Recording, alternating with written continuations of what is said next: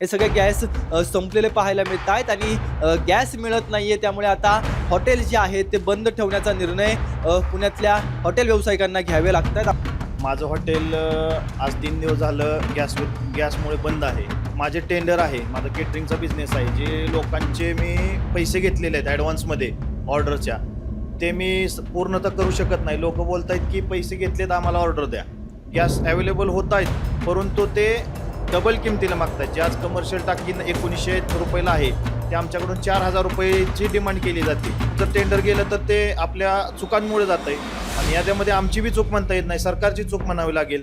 आखाती देशांमध्ये सुरू असलेला संघर्ष आता भारताला देखील त्याचे परिणाम जे आहेत ते भोगावे लागत असं चित्र पाहायला मिळत आहे. कारण गॅस जो आहे तो सध्या भारतामध्ये येत नाहीये, त्यामुळे अनेक ठिकाणच्या कमर्शियल असेल किंवा अनेक ठिकाणच्या इंडस्ट्रीयलमध्ये लागणारा गॅस पुरवठा जवळपास बंद करण्याचा निर्णय घेतलेला आहे. बँगलोरमध्ये सर्वच हॉटेल जे आहेत ते आता बंद झाल्याची माहिती मिळते. तर पुण्यामध्ये देखील तशाच प्रकारचं चित्र होऊ लागलेलं आहे. हे सगळे गॅस संपलेले पाहायला मिळत आहेत आणि गॅस मिळत नाहीये, त्यामुळे आता हॉटेल जे आहेत ते बंद ठेवण्याचा निर्णय पुण्यातल्या हॉटेल व्यावसायिकांना घ्यावे लागतात. आपल्यासोबत हॉटेल व्यावसायिक आहेत आणि त्यापूर्वी त्यांचं हॉटेल दाखवतो की गॅसचा पुरवठा नसल्यामुळे सध्या त्यांनी हे हॉटेल बंद ठेवण्याचा निर्णय घेतलेला पाहायला मिळतोय. कारण का जर का गॅसचा पुरवठाच नसेल आणि पुरवठा नसल्यामुळे जे अन्न बनवायचं आहे, जे जेवण बनवायचं आहे त्यासाठी मर्यादा निर्माण होत आहेत.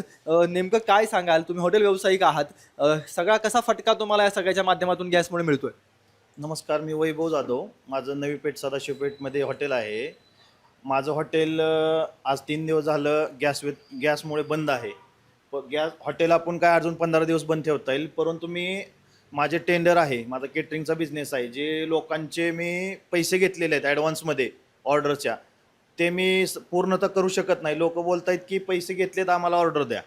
त्यानंतर माझं एक रोज फिक्स काम आहे 300 लोकांचं आणि ते ॲग्रीमेंटनुसार चालतं आमचं टेंडर.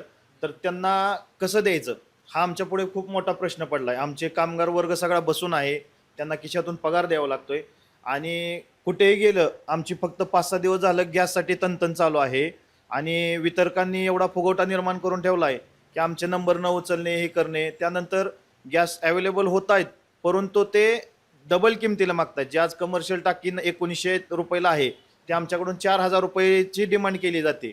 पण ते आमच्याच्या अजून शक्य नाही आहे आणि सिटी लेवलला गॅसशिवाय हॉटेल लाईन चालणं हा दुसरा ऑप्शनच नाही आहे. त्यामुळे आता आमच्या पुढं असा ऑप्शन झाला आहे की कोणताच ऑप्शन शिल्लक नाही आहे. आता कधीपर्यंत हे सगळं नाही झालं, समजा अजून 8-10 दिवस जर असंच राहिलं तर काय परिणाम, काय फटका बसू शकतो? फटका म्हणजे काय, आमचा जो उदरनिर्वाह चालू आहे तो पूर्णपणे बंद होईल. आमच्या जीवावर जे 10-15 कामगारांचा उदरनिर्वाह आहे तो बंद होईल. त्यानंतर आमचे जे टेंडर आहेत ते टेंडर जाणार. आम्हाला भविष्यात आमच्यावर खूप मोठा फटका, उपासमारीची वेळ येईल. कारण जर टेंडर गेलं तर ते आपल्या चुकांमुळे जात आहे आणि याच्यामध्ये आमची बी चूक म्हणता येत नाही, सरकारची चूक म्हणावी लागेल. कारण सरकार आम्हाला मेसेज पाठवते, टेक्स्ट मेसेज येतोय की गॅस शिल्लक आहे, अफवांवर विश्वास ठेवू नका. मग हा नक्की कोण भ्रष्टाचार करतंय? समजा गॅस वितरक करतायत का कोण करतंय हे समाजाला समजलं पाहिजे. आज ठीक आहे बाबा, हॉटेल आम्ही 15 दिवस बंद ठेवूया, पण आज घरगुती पण ही समस्या निर्माण झालेली आहे. आज माझं हॉटेल 3 दिवस झालं बंद आहे. आता मी काय करू शकतो ह्या गोष्टी? बरोबर आहे, आपण हा सगळा फटका बसतोय. पण यामुळे काय आहे की जरी गॅस असतील तरी ज्या बातम्या दिसत आहेत किंवा ज्या इतर शहरांमध्ये घटना होत आहेत त्यामुळे वितरकांकडून फुगवटा तयार केला जातोय आणि डबल किमतीने, ट्रिपल किमतीने हॉटेल व्यावसायिकांना जे आहे ते गॅस खरेदी करण्यासाठी भाग पाडलं जात आहे आणि त्यामुळेच मोठा आर्थिक फटका जो आहे तो हॉटेल व्यावसायिकांना बसलेला पाहायला मिळतोय.